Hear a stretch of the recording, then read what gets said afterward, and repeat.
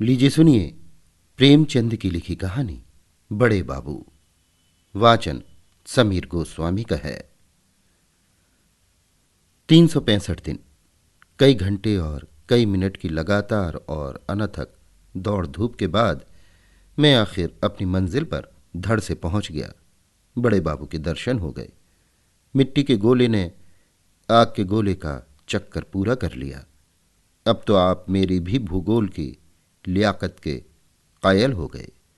इसे रूपक न समझिएगा।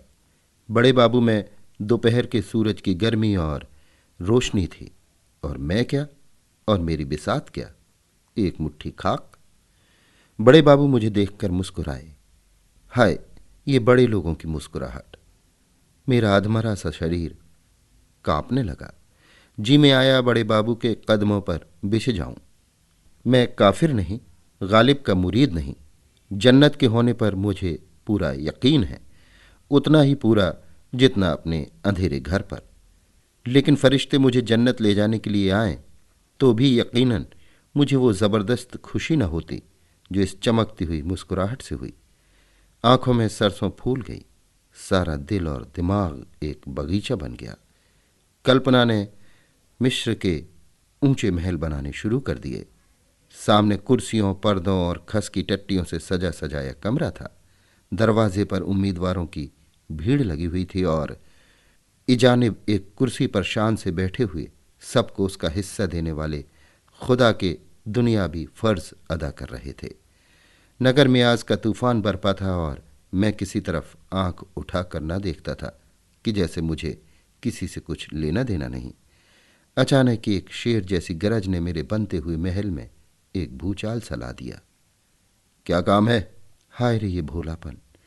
इस पर सारी दुनिया के हसीनों का भोलापन और बेपरवाही निसार है। इस ड्योढ़ी पर माथा रगड़ते रगड़ते 365 दिन, कई घंटे और कई मिनट गुजर गए। चौखट का पत्थर घिसकर जमीन से मिल गया।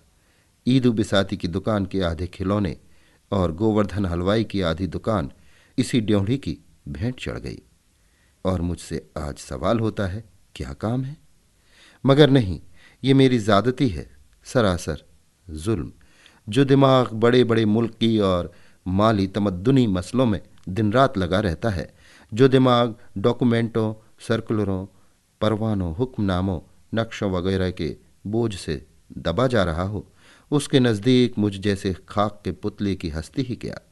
मच्छर अपने को चाहे हाथी समझ ले, पर बैल के सींग को उसकी क्या खबर। मैंने दबी जबान से कहा, हुजूर कदम बोसी के लिए हाजिर हुआ। बड़े बाबू गरजे, क्या काम है? अब की बार मेरे रोए खड़े हो गए। खुदा के फजल से लहीम शहीम आदमी हूं। जिन दिनों कॉलेज में था, मेरे डील डॉल और मेरी बहादुरी और दिलेरी की धूम थी। हॉकी टीम का कप्तान, फुटबॉल का नायाब कप्तान और क्रिकेट का जनरल था। कितने ही गोरों के जिस्म पर अब भी मेरी बहादुरी के दाग बाकी होंगे। मुमकिन है 2-4 अब भी बैसाखियां लिए चलते या रेंगते हों। बम्बई क्रॉनिकल और टाइम्स में मेरे गेंदों की धूम थी। मगर इस वक्त बाबू साहब की गरज सुनकर मेरा शरीर कांपने लगा। कांपते हुए बोला, हुजूर की कदम बोसी के लिए हाजिर हुआ। बड़े बाबू ने अपना स्लीपरदार पैर मेरी तरफ बढ़ाकर कहा, शौक से लीजिए, ये कदम हाजिर है। जितने बोसे चाहे लीजिए, बेहिसाब मामले हैं। मुझसे कसम ले लीजिए जो मैं गिनूं। जब तक आपका मुंह न थक जाए, लिए जाइए। मेरे लिए इससे बढ़कर खुशनसीबी का क्या मौका होगा? औरों को जो बात बड़े जब तब, बड़े संयम व्रत से मिलती है, वो मुझे बैठे बिठाए बगैर हर फिटकरी लगाए हासिल हो गई। वल्लाह हूं मैं भी खुशनसीब। आप अपने दोस्त, अहबाब, आत्मीय स्वजन जो हों, उन सबको लाएं तो और भी अच्छा। मेरे यहाँ सब कुछ छूट है। हंसी के पर्दे में ये जो जुल्म बड़े बाबू कर रहे थे, उस पर शायद अपने दिल में उनको नाज हो। इस मनहूस तकदीर का बुरा हो जो इस दरवाजे का भिखारी बनाए हुए है। जी में तो आया कि हजरत के बढ़े हुए पैर को खींच लूं और आपको जिंदगी भर के लिए सबक दे दूं कि बदनसीबों से दिल लगी करने का ये मज़ा है। मगर बदनसीबी अगर दिल में जब्र न कराए, जिल्लत का एहसास न पैदा करे, तो वो बदनसीबी क्यों कहलाए? मैं भी एक ज़माने में इसी तरह लोगों को तकलीफ़ पहुंचाकर हंसता था। उस वक्त इन बड़े बाबुओं की निगाह मेरी निगाह में कोई हस्ती न थी। कितने ही बड़े बाबुओं को रुलाकर छोड़ दिया। कोई ऐसा प्रोफेसर न था जिसका चेहरा मेरी सूरत देखते ही पीला न पड़ जाता हो। हजार हजार रुपया पाने वाले प्रोफेसरों की मुझसे कोर दबती थी। ऐसे क्लर्कों को मैं समझता ही क्या था। लेकिन अब वो जमाना कहाँ। दिल में पछताया कि नाहक कदम बोसी का लफ्ज जबान पर लाया, मगर अपनी बात कहना जरूरी था। मैं पक्का इरादा करके आया था कि उस ड्योढ़ी से आज कुछ लेकर ही उठूंगा। मेरे धीरज और बड़े बाबू के इस तरह जानबूझकर अनजान बनने में रस्सा कशी थी। दबी जबान से बोला, हुजूर ग्रेजुएट हूं। शुक्र है, हजार शुक्र हैं। बड़े बाबू हंसे, जैसे हाड़ी उबल पड़ी हो। वो गरज और वो करख्त आवाज न थी। मेरा माथा रगड़ना आखिर कहाँ तक असर न करता।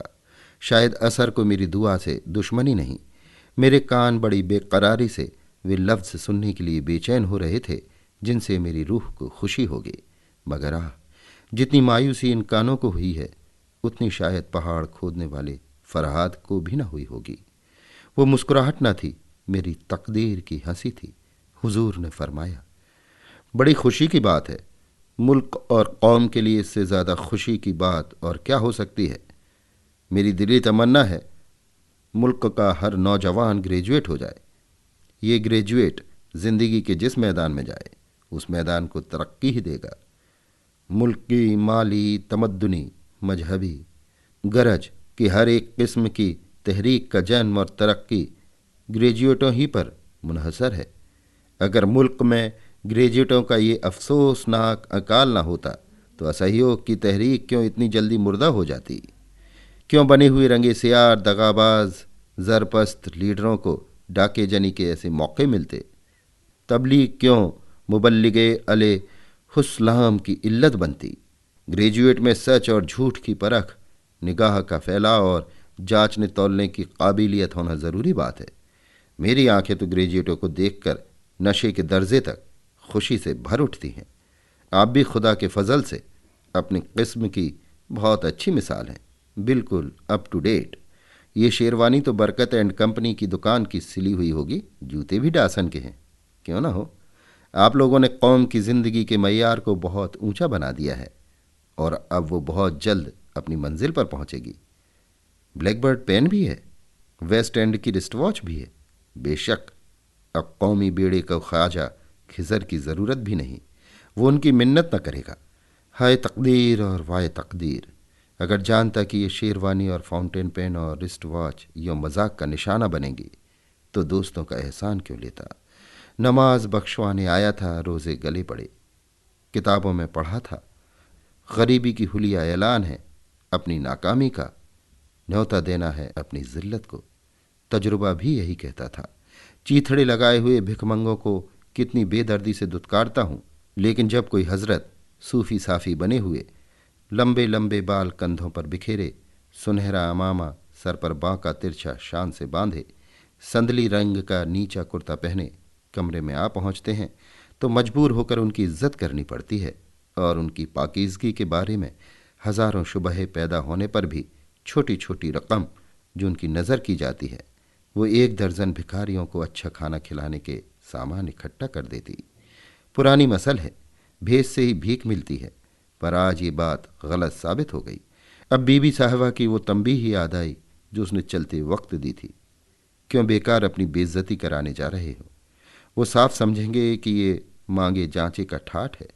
ऐसे रईस होते तो मेरे दरवाजे पर आते क्यों।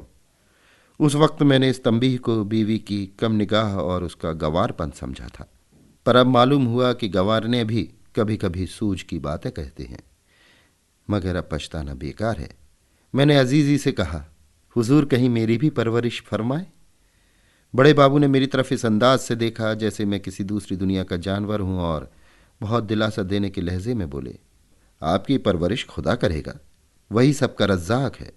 दुनिया जब से शुरू हुई तब से तमाम शायर, हकीम और औलिया यही सिखाते आए हैं कि खुदा पर भरोसा रख, और हम हैं कि उनकी हिदायत को भूल जाते हैं। लेकिन खैर, मैं आपको नेक सलाह देने में कंजूसी ना करूँगा। आप एक अखबार निकाल लीजिए। यकीन मानिए इसके लिए बहुत ज़्यादा पढ़े लिखे होने की ज़रूरत नहीं। और आप तो खुदा के फजल से ग्रेजुएट हैं। स्वादिष्ट तिलाओं और स्तंभन बेटियों के नुस्खे लिखिए। तिब्बे अकबर में आपको हजारों नुस्खे मिलेंगे। लाइब्रेरी जाकर नकल कर लाइए और अखबार में नए नाम से छापिए। कोक शास्त्र तो आपने पढ़ा ही होगा। अगर ना पढ़ा हो तो एक बार पढ़ जाइए और अपने अखबार में शादी के मर्जों के तरीके लिखिए। कामेंद्रिय के नाम जितने ज़्यादा आ सके बेहतर है। फिर देखिए कैसे डॉक्टर और प्रोफेसर और डिप्टी कलेक्टर आपके भक्त हो जाते हैं। इसका ख्याल रहे कि ये काम हकीमाना अंदाज से किया जाए। व्यापारी और हकीमाना अंदाज में थोड़ा फ़र्क है। व्यापारी सिर्फ अपनी दवाओं की तारीफ करता है, हकीम परिभाषाओं और सूक्तियों को खोलकर अपने लेखों को इल्मी रंग देता है। व्यापारी की तारीफ से लोग चिढ़ते हैं, हकीम की तारीफ भरोसा दिलाने वाली होती है। अगर इस मामले में कुछ समझने बूझने की ज़रूरत हो तो रिसाला दरवेश हाजिर है। अगर इस काम में आपको कुछ दिक्कत मालूम होती हो तो स्वामी श्रद्धानंद की खिदमत में जाकर शुद्धि पर आमादगी जाहिर कीजिए। फिर देखिए आपकी कितनी खातिर तवाजु होती है। इतना समझा देता हूं कि शुद्धि के लिए फौरन तैयार ना हो जाइएगा। पहले दिन 2-4 हिंदू धर्म की किताबें मांग लाइएगा। 1 हफ्ते के बाद जाकर कुछ ऐतराज कीजिएगा, मगर ऐतराज ऐसे हों जिनका जवाब आसानी से दिया जा सके। इससे स्वामी जी को आपकी छानबीन और जानने की ख्वाहिश का यकीन हो जाएगा। बस आपकी चांदी है। आप इसके बाद इस्लाम और मुखालिफत पर 1-2 मजमून या मजमूनों का सिलसिला किसी हिंदू रिसाले में लिख देंगे तो आपकी ज़िंदगी और रोटी का मसला हल हो जाएगा। इससे भी सरल एक नुस्खा है। तबलीगी मिशन में शरीक हो जाइए। किसी हिंदू औरत, खासकर नौजवान बेवा पर डोरे डालिए। आपको ये देखकर हैरत होगी कि वो कितनी आसानी से आपसे मोहब्बत करने लग जाती है। आप उसकी अंधेरी जिंदगी के लिए एक मशाल साबित होंगे। वो उज्र नहीं करती, शौक से इस्लाम कबूल कर लेगी। बस आप शहीदों में दाखिल हो गए। अगर ज़रा एहतियात से काम करते रहें तो आपकी ज़िंदगी बड़ी चैन से गुजरेगी। एक ही खेवे में दीन और दुनिया दोनों ही पार हैं। जनाब लीडर बन जाएंगे। वल्लाह 1 हफ्ते में आपका शुमार नामी गिरामी लोगों में होने लगेगा। दीन के सच्चे पैरोकार, हजारों सीधे सादे मुसलमान आपको दीन की डूबती हुई किश्ती का मल्लाह समझेंगे। फिर खुदा के सिवा किसी और को खबर ना होगी कि आपके हाथ क्या आता है और वो कहाँ जाता है। और खुदा भी राज नहीं खोला करता, ये आप जानते ही हैं। ताज्जुब है इन मौक़ों पर आपकी निगाह क्यों नहीं जाती।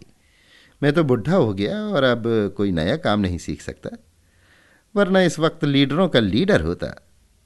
इस आग की लपट जैसे मजाक ने जिस्म में शोले पैदा कर दिए। आंखों से चिंगारियां निकलने लगी।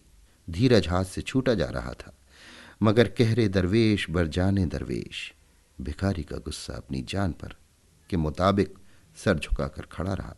जितनी दलीलें दिमाग में कई दिनों से चुन चुन कर रखी थी सब धरी रह गई। बहुत सोचने पर भी कोई नया पहलू ध्यान में ना आया।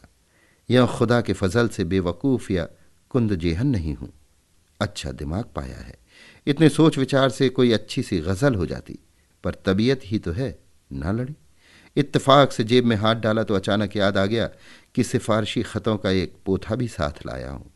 रौब का दिमाग पर क्या असर पड़ता है इसका आज तजुर्बा हो गया। उम्मीद से चेहरा फूल की तरह खिल उठा। ख़तों का पुलिंदा हाथ में लेकर बोला, हुजूर ये चंद ख़त हैं, इन्हें मुलाहिज़ा फरमा लें। बड़े बाबू ने बंडल लेकर मेज़ पर रख दिया और उस पर एक उड़ती हुई नज़र डालकर बोले, आपने अब तक इन मोतियों को क्यों छिपा रखा था? मेरे दिल में उम्मीद की खुशी का एक हंगामा बरपा हो गया। जबान जो बंद थी खुल गई। उमंग से बोला, हुजूर की शान शौकत ने मुझ पर इतना रौब डाल दिया और कुछ ऐसा जादू कर दिया कि मुझे इन ख़तों की याद न रही। हुजूर से मैं बिना नमक मिर्च लगाए सच सच कहता हूँ कि मैंने इनके लिए किसी तरह की कोशिश या सिफारिश नहीं पहुँचाई, किसी तरह की दौड़ भाग नहीं की। बड़े बाबू ने मुस्कुराकर कहा, अगर आप इनके लिए ज़्यादा से ज़्यादा दौड़ भाग करने में भी अपनी ताकत खर्च करते तो भी मैं आपको इसके लिए बुरा भला ना कहता। आप बेशक बड़े खुशनसीब हैं कि ये नायाब चीज़ आपको बेमांग मिल गई। इसे ज़िंदगी के सफ़र का पासपोर्ट समझिए। वाह, आपको खुदा के फजल से एक कद्रदान नसीब हुए। आप ज़हीन हैं, सीधे सच्चे हैं, बेलौस हैं, फरमाबरदार हैं। उफ़, आपके गुणों की तो कोई इंतहा ही नहीं है। कसम खुदा की, आप में तो तमाम भीतरी और बाहरी कमाल भरे हुए हैं। आप में सूझबूझ, गंभीरता, सच्चाई, चौकसी, कुलीनता, शराफत, बहादुरी सभी गुण मौजूद हैं। आप तो नुमाइश में रखे जाने के काबिल मालूम होते हैं कि दुनिया आपको हैरत की निगाह से देखे तो दांत तले उंगली दबाए। आज किसी भले का मुंह देखकर उठा था कि आप जैसे पाकीज़ा आदमी के दर्शन हुए। ये वे गुण हैं जो जिंदगी के हर मैदान में आपको शोहरत की चोटी तक पहुंचा सकते हैं। सरकारी नौकरी आप जैसे गुणियों की शान के काबिल नहीं। आपको ये कब गवारा होगा? इस दायरे में आते ही आदमी बिल्कुल जानवर बन जाता है। बोलिए, आप इसे मंजूर कर सकते हैं? हरगिज नहीं। जनाब, जरा लफ्जों को खोलकर समझा दीजिए। आदमी के जानवर बन जाने से आपकी क्या मंशा है? बड़े बाबू ने त्योर ही चढ़ाते हुए कहा। या तो कोई पेचीदा बात न थी जिसका मतलब खोलकर बतलाने की जरूरत हो, तब तो मुझे बात करने के अपने ढंग में कुछ तरमीम करनी पड़ेगी। इस दायरे के उम्मीदवारों के लिए सबसे जरूरी और लाजमी सिफत सूझबूझ है। मैं नहीं कह सकता कि मैं जो कुछ कहना चाहता हूं वो इस लफ्ज से अदा होता है या नहीं। इसका अंग्रेजी लफ्ज है इंट्यूशन, इशारे के असली मतलब को समझना। मसलन अगर सरकार बहादुर यानी हाकिम ज़िला को शिकायत हो कि आपके इलाके में इनकम टैक्स कम वसूल होता है, तो आपका फ़र्ज़ है कि उसमें अंधाधुंध इजाफा करें, आमदनी की परवाह न करें। आमदनी का बढ़ना आपकी सूझबूझ पर मुनहसर है। एक हल्की सी धमकी काम कर जाएगी और इनकम टैक्स दुगना तिगना हो जाएगा। यकीनन आपको इस तरह अपना ज़मीर बेचना गवारा ना होगा। मैंने समझ लिया कि मेरा इम्तहान हो रहा है। आशकों जैसे जोश और सरगर्मी से बोला, मैं तो इसे ज़मीर बेचना नहीं समझता। ये तो नमक का हक है। मेरा ज़मीर इतना नाजुक नहीं है। बड़े बाबू ने मेरी तरफ कद्रदानी की निगाह से देखकर कहा, शाबाश, मुझे तुमसे ऐसे ही जवाब की उम्मीद थी। आप मुझे होनहार मालूम होते हैं, लेकिन शायद ये दूसरी शर्त आपको मंजूर ना हो। इस दायरे के मुरीदों के लिए दूसरी शर्त यह है कि वो अपने को भूल जाएं। कुछ आया आपकी समझ में? मैंने दबी जबान से कहा, जनाब को तकलीफ तो होगी, मगर ज़रा फिर इसको खोलकर बतला दीजिए। बड़े बाबू ने त्योरियों पर बल देते हुए कहा, जनाब, ये बार बार का समझाना मुझे बुरा मालूम होता है। मैं इससे ज़्यादा आसान तरीकों पर ख्यालों को जाहिर नहीं कर सकता। अपने को भूल जाना बहुत ही आम मुहावरा है। अपनी खुदी को मिटा देना, अपनी शख्सियत को फना कर देना, अपनी पर्सनैलिटी को ख़त्म कर देना। आपकी वज़ा कज़ा से, आपके बोलने बात करने के ढंग से, आपके तौर तरीक़ों से आपकी हिंदियत मिट जानी चाहिए। आपके मजहबी, अखलाकी और तमद्दुनी असलों का बिल्कुल गायब हो जाना ज़रूरी है। मुझे आपके चेहरे से मालूम हो रहा है कि इस समझाने पर भी आप मेरा मतलब नहीं समझ सके। सुनिए, आप गालिबन मुसलमान हैं। शायद आप अपने अक़ीदों में बहुत पक्के भी हों। आप नमाज और रोज़े के पाबंद हैं। मैंने फ़क्र से कहा, मैं इन चीज़ों का उतना ही पाबंद हूँ जितना कोई मौलवी हो सकता है। मेरी कोई नमाज क़ज़ा नहीं हुई सिवाय उन वक्तों के जब मैं बीमार था। बड़े बाबू ने मुस्कुरा कर कहा, ये तो आपके अच्छे अखलाक ही कह देते हैं, मगर इस दायरे में आकर आपको अपने अक़ीदे और अमल में बहुत कुछ काट छाँट करनी पड़ेगी। यहाँ आपका मज़हब मजहबियत का जामा अख्तियार करेगा।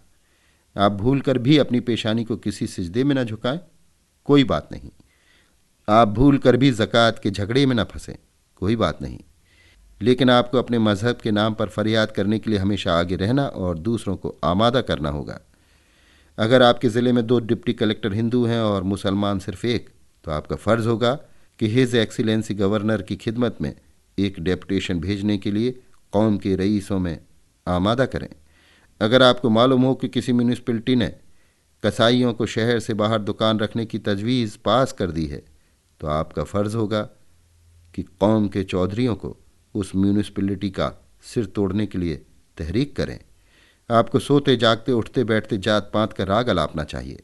मसलन इम्तहान के नतीजों में अगर आपको मुसलमान विद्यार्थियों की संख्या मुनासिब से कम नज़र आए, तो आपको फ़ौरन चांसलर के पास एक गुमनाम ख़त लिख भेजना होगा कि इस मामले में ज़रूर ही सख्ती से काम लिया गया है। ये सारी बातें उसी इंट्यूशन वाली शर्त के भीतर आ जाती हैं। आपको साफ साफ शब्दों में या इशारों से ये काम करने के लिए हिदायत न की जाएगी। सब कुछ आपकी सूझबूझ पर मुनहसर होगा। आप में ये जौहर होगा तो आप एक दिन ज़रूर ऊंचे ओहदे पर पहुंचेंगे। आपको जहां तक मुमकिन हो अंग्रेज़ी में लिखना और बोलना पड़ेगा। इसके बग़ैर हुक्काम आपसे खुश न होंगे। लेकिन कौमी ज़बान की हिमायत और प्रचार की सदा आपकी ज़बान से बराबर निकलती रहनी चाहिए। आप शौक़ से अखबारों का चंदा हजम करें, मंगनी की किताबें पढ़ें, चाहे वापसी के वक्त किताब के फट चित जाने के कारण आपको माफ़ी ही क्यों ना मांगनी पड़े, लेकिन ज़बान की हिमायत बराबर ज़ोरदार तरीके से करते रहिए। खुलासा ये है कि आपको जिसका खाना उसका गाना होगा। आपको बातों से, काम से और दिल से अपने मालिक की भलाई में और मजबूती से उसको जमाए रखने में लगे रहना पड़ेगा। अगर आप ये ख्याल करते हो कि मालिक की खिदमत के ज़रिए कौम की खिदमत करूँगा, तो ये झूठ बात है, पागलपन है, हिमाकत है। आप मेरा मतलब समझ गए होंगे। फरमाइए, आप इस हद तक अपने को भूल सकते हैं? मुझे जवाब देने में ज़रा देर हुई। सच ये है कि मैं भी आदमी हूँ और 20वीं सदी का आदमी हूँ। मैं बहुत जागा हुआ ना सही, मगर बिल्कुल सोया हुआ भी नहीं हूँ। मैं भी अपने मुल्क और कौम को बुलंदी पर देखना चाहता हूँ। मैंने तारीख़ पढ़ी है और उससे इसी नतीजे पर पहुँचा हूँ कि मज़हब दुनिया में सिर्फ़ एक है और उसका नाम है दर्द। मज़हब की मौजूदा सूरत धड़ेबंदी के सिवा और कोई हैसियत नहीं रखती। खतने या चोटी से कोई बदल नहीं जाता।